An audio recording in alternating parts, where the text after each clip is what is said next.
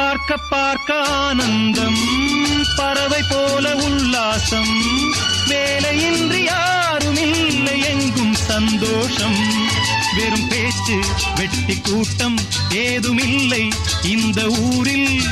கள்ளம் கபடம் வஞ்சகமின்றி கண்ணியமாக ஒற்றுமை உணர்வுடன் வாழும் சிங்கப்பூர். அக்கரை சீமை அழகினிலே மனமாட கண்